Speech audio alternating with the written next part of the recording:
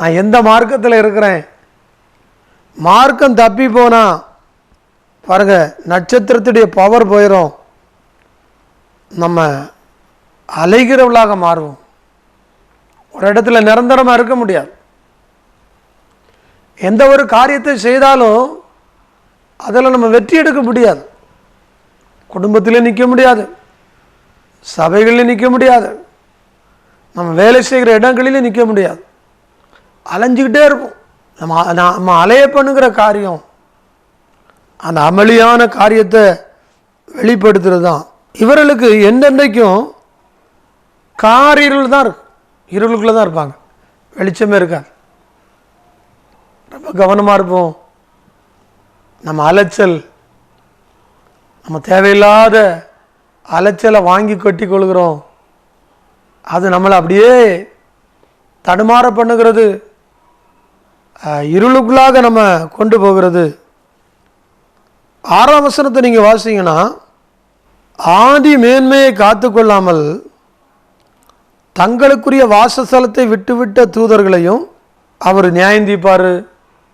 அவங்கள அதுக்காக வச்சிருக்கிறார். அப்போ புரிந்து கொள்ள வேண்டிய காரியம், தூதனையும் கர்த்தர் விட மாட்டார். நம்ம நியமித்த ஓட்டத்தில் சரியாக ஓடலைன்னா பாருங்க, ஆதியில் இந்த அன்பை காத்து கொள்ளாவிட்டால், ஆதி மேன்மையை காத்து கொள்ளாவிட்டால் என்ன வரும்? நியாய தீர்ப்பு வரும். அதில் நிற்க முடியாது. அவங்க தான் மார்க்கம் தப்பி அலைகிறவர்கள். கேட்ட உபதேசத்தில் நிலைக்காம, தேவனுடைய அன்பில் நிலைச்சிருக்காம அவங்க ஓடிக்கிட்டே இருப்பாங்க. அவங்க எங்கே ஓடுறாங்க, அவர் எங்கே இருக்கிறாங்க, எதை செய்கிறாங்க யாருக்குமே தெரியாது. ஏன் அவங்களுக்கே தெரியாது. அப்படி ஓடிக்கிட்டே இருப்பாங்க, கூடு விட்டு கூடு பாயிறது போல. அவங்க தான் மார்க்கம் தப்பி அலைகிற கூட்டம். 2வது வசனத்தில் பார்த்தீங்கன்னா, 8ஆம் வசனம், சொப்பனக்காரராகி அவர்கள் மாம்சத்தை அசுத்திப்படுத்தி கர்த்தத்துவத்தை அசட்டை பண்ணுகிறார்கள். ஆதி மேன்மையை காத்து கொள்ளாமல் வரும்போது மார்க்கம் தப்பி ஓடுறாங்க. இன்னும் பாருங்க, சொப்பனம், அவங்க கர்த்தருடைய மகத்துவத்தை அசட்டை பண்ணுறாங்க. என்ன சொப்பனம் பார்க்குறாங்களோ அதை தான் முதன்மைப்படுத்துவாங்க. வேத வசனத்தை பொருட்படுத்த மாட்டாங்க. இதனால நம்ம வாழ்க்கை அலைகிறது சொப்பனத்தை நம்பி. பாருங்க, ஆதி மேன்மையை காத்து கொள்ளாம நியாய தீர்ப்புக்கு நேராக மாறி நம்ம அலைஞ்சிக்கிட்டே இருக்கிறோம். ரொம்ப எச்சரிக்கையாக இருக்கணும். தரிசனங்கள் நல்லதுங்க, ஆனால் பார்க்கிற தரிசனம் வேத வசனத்துக்கு ஒத்து இருக்கணும். வேத வசனத்துக்கு ஒத்து இருந்தா அது ரொம்ப ரொம்ப நல்லது. அதை வச்சு நம்ம ஜெபம் பண்ண முடியும். அந்த தரிசனத்தையும் அந்த வசனத்தையும் வச்சு ஆண்டவரோடு கேட்க முடியும். ஆனால் இங்கே என்ன நடக்குது? சொப்பனக்காரராகிய இவர்கள் மாம்சத்தை அசுத்திப்படுத்தி கொண்டு தங்கள் ஜீவிதத்தை அசுத்திப்படுத்துறாங்க. அசுசிப்படுத்தி கொண்டு கர்த்தத்துவத்தை அசட்டை பண்ணி மகத்துவங்களை தூசிக்கிறார்கள். அவங்க மூலமாய் தேவனுடைய நாமம் தூசிக்கப்படுது, தேவனுடைய மகத்துவம் தூசிக்கப்படுது. சொப்பனத்தினால தேவனுடைய காரியத்தை விட்டுறாங்க. தேவனுடைய வசனங்களை, வாக்கு தத்தங்களை விட்டு தேவனுடைய நாமம் தூசிக்கப்பட அவர்கள் ஒரு காரணமாக இருக்கிறாங்க. இன்னும் அந்த மார்க்கம் தப்பி அலைகிறவங்க தூசிப்பாங்க, தூசணமாய் பாருங்க நடப்பாங்க. 11ஆம் வசனம் சொல்லுது, காயினுடைய வழியிலே நடந்து பிழையாம் கூலிக்காக செய்த வஞ்சகத்திலே விரைந்தோடி கோரா எதிர்த்து பேசின பாவத்திற்குள்ளாகி கெட்டு போனாங்க. மார்க்கம் தப்பி அலையிடுவாங்க. காயினுடைய வழி தெரியல நமக்கு. காயின் என்ன பண்ணார்? சொந்த சகோதரனே கொலை செய்தார். எதனால? வேறு பிரச்சனை ஒன்றும் இல்லை. அந்த சகோதரன் தப்பு ஒன்றும் பண்ணலை, 2 பேரும் காணிக்கை கொடுத்தாங்க. அதில் பாருங்க, காயினுடைய காணிக்கை ஏற்றுக்கொள்ளப்படலை, கர்த்தரை ஏற்றுக்கொள்ளலை, ஆபேலுடைய காணிக்கை ஏற்றுக்கொண்டார். இதனால் எரிச்சல் உண்டாகி கோபம் உண்டாகி அவர் கொலை செய்தார். அந்த வழியில் நம்ம நினச்ச கூடாதான் போகாமல், அந்த வழியில் ஏன் போகிறாங்க? மார்க்கம் தப்பி அலையும் போது, பிழையாம் கூலிக்காக வஞ்சகத்தில் விரைந்தோடி, பிழையாம் கூலிக்காக பாலாக்கிடத்திலிருந்து வர வேண்டிய அந்த கூலிக்காக தேவ ஜனங்களையே வஞ்சிக்கிறான், எதிராக போகிறான். இது எதனால் உண்டாகிறது? மார்க்கம் தப்பி போகிறார்கள். ஏன்னா 3வது அதில் ஒரு பாயிண்ட் இருக்குது. அந்த கோரா எதிர்த்து பேசின பாவம், எதிர்த்து பேசுகிற ஒரு பாவம், இதனால் கெட்டு போகிறாங்க. மார்க்கம் தப்பி அலைகிறவர்கள் என்ன பண்ணுவாங்க? காயினுடைய வழியில் நடப்பாங்க, கூலிக்காக வஞ்சிப்பாங்க, எதிர்த்து பேசுவாங்க. இதெல்லாம் என்ன பண்ணுது? அவர்களை கெட்டுப்போக பண்ணுகிறது.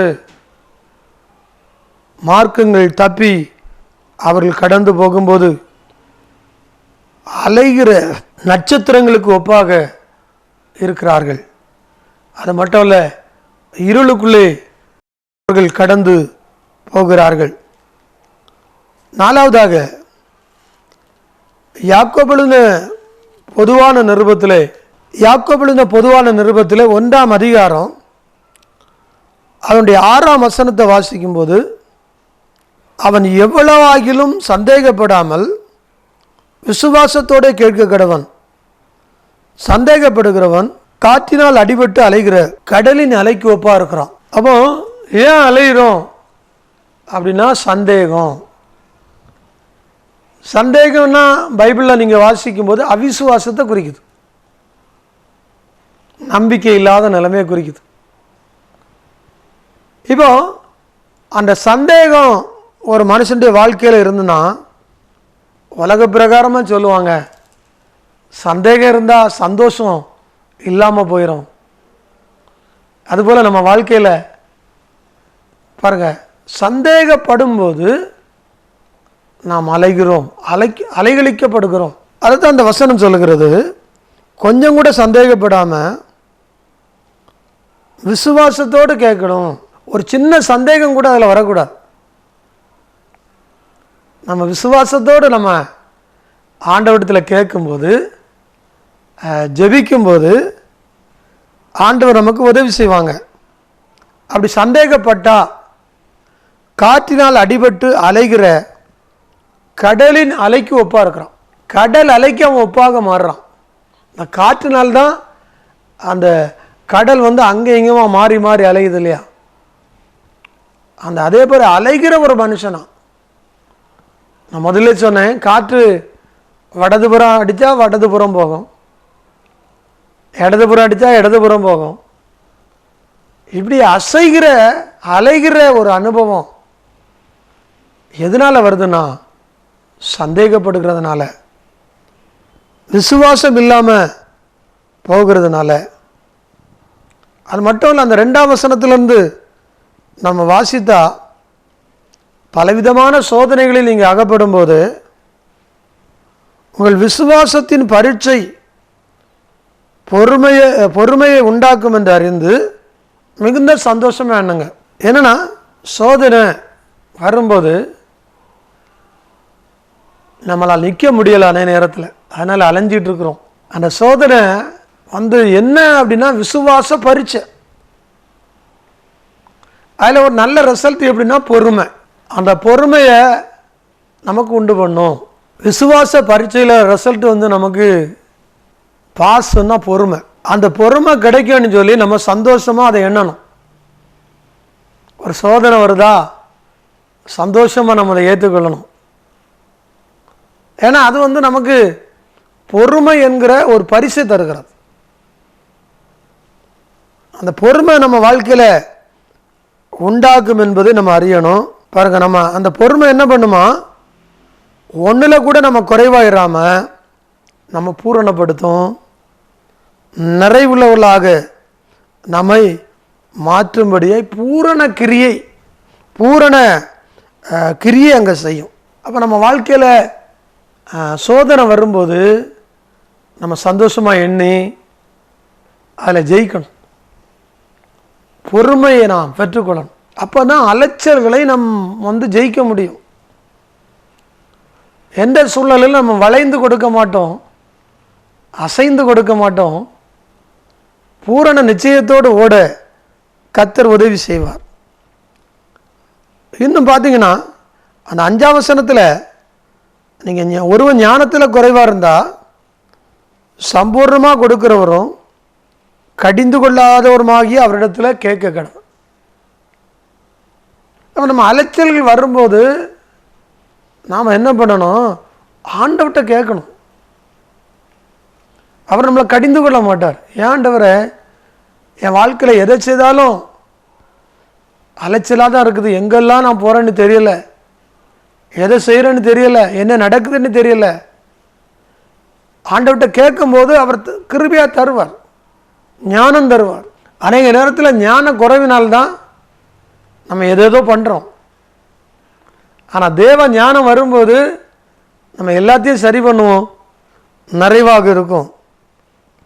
அது மட்டும் இல்லை, அந்த 7ஆம் வசனத்தை நீங்கள் வாசிங்கன்னா இப்படி நம்ம சந்தேகப்பட்டு போது நம்ம அலைகிற மனுஷனாக இருக்கிறோம். அவன் எதாகிலும் ஆண்டவர்கிட்ட பெற்றுக்கொள்கிறான்னு நினைக்கவே கூடாது. ஏதாவது ஆண்டவர் செய்வாங்க, அவர்கிட்ட பெற முடியும்னு நீ நினையாது இருப்பாயாக. 8ஆம் வசனம் சொல்லுது, இரு மனம் உள்ளவன் தன் வழிகளிலெல்லாம் நிலைத்திருக்க முடியாது. மனசில் 2 மனசு ஓடி வந்துடும். அதனால தான் அலைச்சல். இதை செய்கிறதுக்கா, அதை செய்கிறதுக்கா, இல்லை ஆவிக்குரிய வாழ்க்கை வாழ்கிறதுக்கா, பூமிக்குரிய வாழ்க்கை வாழ்கிறதுக்கா, உலகத்தை பிரியப்படுத்துதா, கர்த்தரை பிரியப்படுத்த தெரியல. 2 மனசு, 2 எஜமானுக்கு ஊழியம். இதனால நம்ம நிலையற்றவர்களாக நம்ம மாறிவிடுகிறோம். 4வதாக எபிரேயர் 11ஆம் அதிகாரத்தில் 38ஆம் வசனம் நம்ம வாசிக்கும்போது, உலகம் அவர்களுக்கு பாத்திரமாக இருக்கவில்லை, அவர்கள் வனாந்தரங்களிலேயும் மலைகளிலேயும் குகைகளிலேயும் பூமியின் வெடிப்புகளிலேயும் சிதறுண்டு அலைந்தார்கள். அப்போ நம்ம 4வது பார்க்கும்போது உலகம்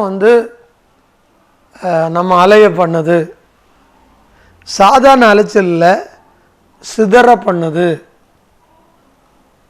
அப்போ அந்த நம்ம உலகத்தான் அல்ல, உலகத்துக்குரியவர்கள் உலகத்தை குறித்தே சிந்தனை பண்ணுறான். ஆனால் ஒரு ஆவிக்குரிய தேவ பிள்ளை உலகத்தை குறித்தே சிந்திக்க கூடாது. இன்னைக்கு நம்ம இந்த உலகத்தில் தான் வாழ்கிறோம். அதனால் நம்ம என்ன பண்ணுறோம்? உலகத்துக்குரியவளையே முக்கியத்துவப்படுத்துகிறோம். எது இருந்தாலும் அதுதான் முக்கியம் என்பதை நம்ம மனதில் எப்பவும் வைத்து கொண்டிருக்கிறதுனால நம்ம அலைச்சல் இன்னும் குறையலை. ஒரு ஆவிக்குரிய தேவ பிள்ளையாக, ஒரு ரட்சிக்கப்பட்ட ஒரு தேவ பிள்ளையாய், ஆண்டவருக்கு உகந்த பாத்திரமா நம்ம அவரையே நினைத்து, உன் வழிகளிலெல்லாம் கர்த்தரை நினைத்துக்கொள் சொல்லப்பட்டிருக்கு இல்லையா? அவரை நினைச்சு நம்ம ஓடினோம்னா கண்டிப்பாக நம்ம அலைச்சல்களெல்லாம் மாறிடும்.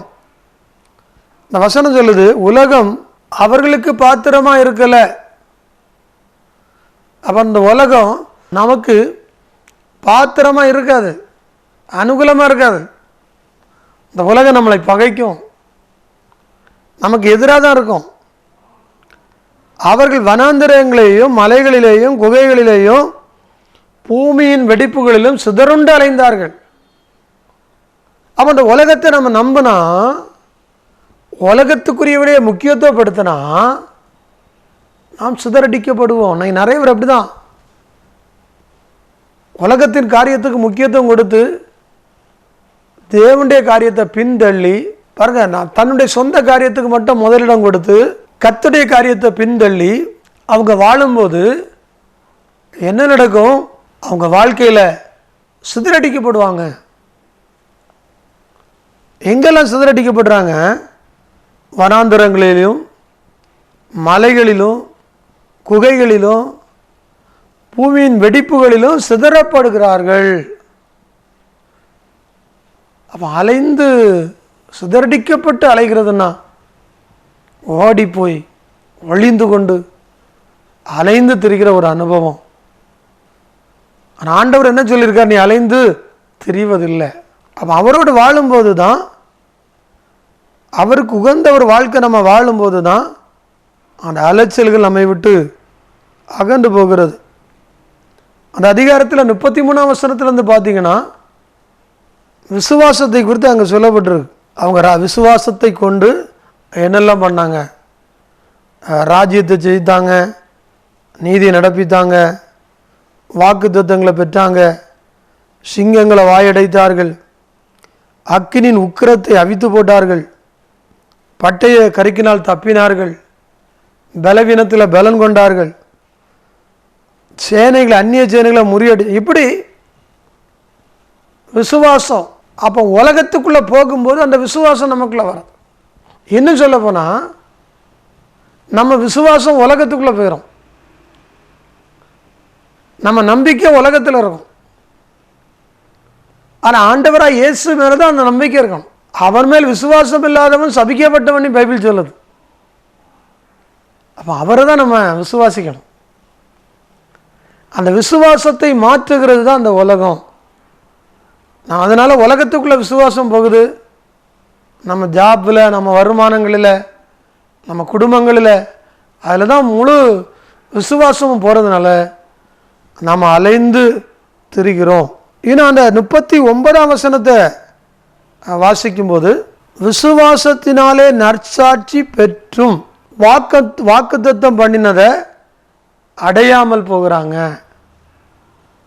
விசுவாசம் இருக்குது, விசுவாசத்தில் கூட நல்ல சாட்சி கிடச்சிச்சு, ஆனால் நம்ம வாக்குத்தத்தம் நிறைவேறலை. ஏன்? தேவனையும் விசுவாசிக்கிறோம், மனுஷனையும் விசுவாசிக்கிறோம். தேவனையும் விசுவாசிக்கிறோம், உலகத்தை பார்க்கறதுக்கு நல்லா சொல்லுவாங்க அவங்க நல்ல விசுவாசி, ஆனால் அவங்களுக்குள்ள உலகம் இருக்குது. மனுஷனை முதன்மைப்படுத்துகிறாங்க. எனக்கு அவரை தெரியும், இவரை தெரியும் அப்படின்னு சொல்லி அவங்கள மேன்மைப்படுத்தி வச்சிருக்கிறாங்க. இதனால் மற்றவர்கள் மத்தியில் ஒரு சாட்சி இருந்தாலும் கர்த்தர் வாக்கு பண்ணின ஆசீர்வாதத்தை அவங்களால பெற முடியலை. 5வதாக எபிரேயர் 13ஆம் அதிகாரத்தில் 9ஆம் வசனம், பலவிதமான அந்நிய போதனைகளால் அலைப்புண்டு திரியாதிருங்கள். போஜன பதார்த்தங்கள் அல்ல, கிருபையினாலே இருதயம் சுரப்படுகிறது நல்லது. போஜன பதார்த்தங்களில் முயற்சி செய்கிறவர்கள் பலனடையவில்லையே. பாருங்க, அந்நிய போதனை அலைய பண்ணுது. அந்நிய போதனை பாருங்க, ஆண்டவருடைய போதனைக்கும் மனுஷனுடைய உலகத்துடைய போதனைக்கும் சம்பந்தமே கிடையாதுங்க. ஏன்? பழைய ஏற்பாட்டின் போதனையே ஆண்டவராக இயேசு இந்த உலகத்தில் வந்தபோது அதை மாற்றினார். நிறைய கற்பனைகளை, கட்டளைகளை மாற்றி கொடுத்தாங்க. அப்போ வேதத்தில் வந்த அந்த கற்பனைகளை கூட ஆண்டவர் ஏற்றுக்கொள்ளலை, சிலதை மாற்றி கொடுத்தார். அப்போ ஒரு மனுஷனுடைய கட்டளைகளை, கற்பனைகளை அவரால் எப்படி ஏற்றுக்கொள்ள முடியும்? வாசிக்கிறோம், பலவிதமான அந்நிய போதனையினால் அலைப்புண்டு தெரியாதிருங்கள். அந்நிய போதனை அலைய பண்ணும். வேதத்தில் உள்ள சரியான போதனை நம்மளை அலைய பண்ணாது. ஏன்னா அந்த வேதத்தில் உள்ள போதனைகளை நம்ம எடுத்து பார்த்தா பாருங்க, ஆசீர்வாதமான போதனை இருக்குது, கடிந்து கொள்ளுதல் இருக்குது, எச்சரிப்பு இருக்குது. இந்த போதனைகளை நாம் ஏற்றுக்கொள்ளாமல் இது எனக்கு பிடிக்கலை, இந்த சபையில் எச்சரிப்பின் சத்தம் தான் சொல்கிறாங்க. இந்த பாஸ்டர் பாருங்க ரொம்ப கடினமாக பேசுகிறாரு. யார் பேசட்டுங்க, வசனம் சரியாக இருக்குதா பாருங்க. பாருங்க, இதை விட அவர் லகுவாக பேசுகிறாரு. அங்கே போனால் ரொம்ப ஆறுதலாக இருக்குது. ஆனால் அதை நம்ம அலைய பண்ணும். அதுக்கு தான் நம்ம வசனம் தெரிஞ்சிருக்கணும். பழைய ஏற்பாட்டு காலத்தில் வசனம் தெரியாமலே பேசலாம். ஏன்னா எல்லாத்தையும் பைபிள் கிடையாது. இன்னைக்கு எல்லாரிடத்திலும் பைபிள் இருக்கிறது. ஒரு தேவ மனுஷன் மட்டும் பேசுறது அல்ல, நீங்களே அதை பார்க்க முடியும். அந்த வசனங்களை ஆராய்ச்சி பண்ண முடியும். அப்படிப்பட்ட ஒரு அனுபவம் நமக்கு வேணும். அந்நிய போதனையினால், பலவிதமான அந்நிய போதனையினால் அலைப்புண்டு தெரியாதிருங்கள். அது அலைச்சலை உண்டு பண்ணும். நம்ம உபதேசத்தில் உறுதியாக இருக்கணும், வேத வசனத்தில் தெளிவாக இருக்கணும். போஜன பதார்த்தங்களினால் அல்ல, கிருபையினால. இருதயம் சிறப்படுகிறது நல்லது, சாப்பிட்றதுனால அல்ல. கிருபை அதுதான் நம்ம இருதயத்தை சிறப்படுத்தும். நீ கேட்கிற போதனை, நீ கேட்கிற உபதேசம் உனக்கு கிருபையை கொண்டு வரணும். கிருபையும் சத்தியமும் ஒன்று சந்திக்கும். அந்த அனுபவம் நமக்குள்ள வந்தாதான் நம்ம இருதயம் ஸ்திரப்படும். பாருங்க, போஜன பதார்த்தத்தை வச்சு முயற்சி பண்ணவங்கெல்லாம் தோற்று போனாங்க. அதனால் பலவிதமான சோதனை, இந்த போதனை நம்ம வாழ்க்கையில் என்ன உண்டாக்குறது? அலைச்சலை உண்டு பண்ணுகிறது. அப்போ ஆண்டவராக இயேசு கிறிஸ்து, அந்த 8ஆம் வசனம், நேற்றும் இன்றும் என்றும் மாறாதவராக இருக்கிறார். அவர் மட்டும்தான் உறுதியாக இருக்கிறார். மனுஷன் மாறுவான், மனுஷனுடைய போதனை மாறும், சூழ்நிலைக்கு ஏற்றவாறு தங்களை மாற்றிக்கொள்வார்கள். ஆனால் நேற்றும் இன்றும் என்றும் மாறாதவர் கிறிஸ்து மட்டும்தான். அவர் தந்திருக்கிற வார்த்தைகள் தான் வேத வசனம். அதன்படி நம்ம வாழணும். 7ஆம் வசனம் சொல்கிறது, தேவ வசனத்தை உங்களுக்கு போதித்து உங்களை நடத்தினவர்களை நீங்கள் நினைக்கணும். சரியா வசனத்தை சொல்லி உங்களை நடத்துகிறவர்களை நீங்கள் நினைக்கணும். அவர்களுடைய நடக்கையின் முடிவை நன்றாக சிந்தித்து அவருடைய விசுவாசத்தை பின்பற்றுங்க. அவர்களை பின்பற்றலை, விசுவாசத்தை. ஏன்னா அவங்களுக்குள்ள விசுவாசம் இருக்கும். வேத வசனத்தின் மூலமாய் நம்மளுக்கு போதிக்கிறவங்க, நம்ம நடத்துகிறவங்களுக்குள்ளே இருக்கிற விசுவாசம், அதை நம்ம கடைபிடிக்கணும். அப்போ தான் நம்ம அலைய மாட்டோம். அந்த வசனம் நம்ம மனதிலே பதித்திருக்கணும். தேவனுடைய வார்த்தையை நம்முடைய உள்ளத்தில் இருக்கணும். அப்படி இருந்தால் தான் நாம் அலைந்து தெரிய மாட்டோம். நம்ம வாழ்க்கை ஸ்டெடியாக இருக்கும். முடிவு பரியந்தம் நிலை நிற்கிறவன் ரட்சிக்கப்படுவான்னு சொல்லப்பட்டபடி அந்த அனுபவத்தில் கர்த்தர் நம்ம நடத்துவாங்க. 10ஆம் வசனத்தில் வாசிக்கிறோம், நமக்கு ஒரு பலிபீடம் உண்டு, அதற்குறிகளை புசிப்பதற்கும் கூடாரத்தில் ஆராதனை செய்வதற்கு அதிகாரம் இல்லை. கர்த்தருடைய வார்த்தையில் நம்ம நிலைச்சிருக்கணும். ஆண்டவருக்கு வார்த்தையில் நம்ம நிலைச்சிருந்தா நம்ம அலைய மாட்டோம். அதுபோல் தேவையில்லாத அனுபவத்தில், நம்ம ஆலயத்தில் கூட, நம்ம தேவ சமூகத்தில் கூட தேவையில்லாத காரியத்தில் நம்ம தலை போடக்கூடாது. அப்படி தலை போட்டால் நம்ம அலைந்து திரிகிறவர்களாக நம்ம இருக்கிறோம். அந்த 13ஆம் அதிகாரத்தில் 17ஆம் வசனம் சொல்லுது, உங்களை நடத்துகிறவர்கள் உங்கள் ஆத்துமாக்களுக்காக உத்தரவாதம் பண்ணுகிறவர்களாய் விழித்திருக்கிறபடியினால். அந்த 7ஆம் வசனத்தை நம்ம வாசித்தோம், தேவ வசனத்தை உங்களுக்கு போதித்து உங்களை நடத்துகிறவர்களை நினைங்க. ஏன்னா உங்களை நடத்துகிற உங்கள் ஆத்துமாக்களுக்காக உத்தரவாதம் பண்ணி விழித்திருக்கிறாங்க. அவங்கள கனப்படுத்தணும், அவங்கள துக்கப்படுத்தக்கூடாது, சந்தோஷப்படுத்தணும், கீழ்ப்படிந்து. பாருங்க, துக்கத்தோடு அவங்க நமக்காக ஜெபிக்காம சந்தோஷமாக ஜெபிக்க நம்ம அவர்களோடு இணைந்து காணப்படணும். இனி நாம் அலைந்து திரிவதில்லை. கண்களை மூடி ஒரு நிமிடம் ஜெபிச்சிருவோமா? ஆண்டவரே, உமக்கு நாங்கள் நன்றி செலுத்துகிறோம். அப்பா, எங்களோட பேசுனீங்க, நடத்துனீங்க. வீணான அலைச்சல்கள் எல்லாம் நீர் மாற்றுகிறீர். எங்கள் அலைச்சல்களெல்லாம் நீர் எண்ணி இருக்கிறீர். எங்களுக்கு அலைச்சல்களை மாற்றி அப்பா ஒரு தெளிவை, ஒரு உறுதியை, ஒரு நம்பிக்கையை எங்களுக்கு தருகிறபடியால் நன்றி. ஆண்டவரே, உமக்கு நன்றி. இதை பார்த்து கொண்டிருந்த நம்முடைய பிள்ளைகளோடு தொடர்ந்து இடைபடும்.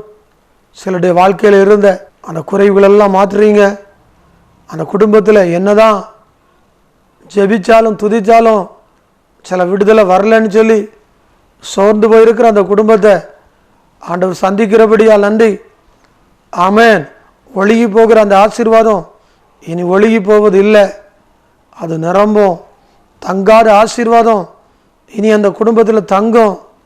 இதுவரை பெற முடியாத விடுதலையை, பலனை ஒவ்வொரு குடும்பத்திலும் நீர் கொடுக்கிறபடியால் நன்றி அப்பா. வேலைக்காக பிரயாசப்பட்டு வேலை வாய்ப்பு கிடைக்காதனால சோர்ந்து போன அந்த குடும்பத்தில் நல்ல வேலைகளை கொடுத்து நல்ல வருமானங்களை நீர் கொடுக்கிறபடியால் நன்றி. சபையை குறித்த ஒரு பாரம், எவ்வளோதான் நாங்கள் ஜெபம் பண்ணாலும், எவ்வளோதான் கூட்டங்களை நடத்தினாலும் ஆத்தும அறுவடையை பார்க்க முடியலை. அந்த நாளிலே ஆண்டவரே, ஒரு பெரிய ஆத்தும அறுவடையை அந்த ஆலயத்தில் நீர் கொடுக்கிறபடியால் நன்றி. அந்த ஊழியத்தில் நீர் கொடுக்கிறபடியால் நன்றி. ஆமேனப்பா. மேற்படிப்புக்காக பிரயாசப்படுகிற பிள்ளைகளை ஆண்டவர் கண்ணோக்கி பார்க்குறீங்க. நல்ல மேற்படிப்புகளை கொடுத்து கர்த்தர் ஆசீர்வதிக்கிறபடியால் நன்றி. சகல துதிகன மகிமை எல்லாம் நமக்கே செலுத்துகிறோம். மீட்பர் இயேசுவின் நாமத்தில் ஜெபங்கேளும் நல்ல பிதாவே. ஆமேன். God bless you.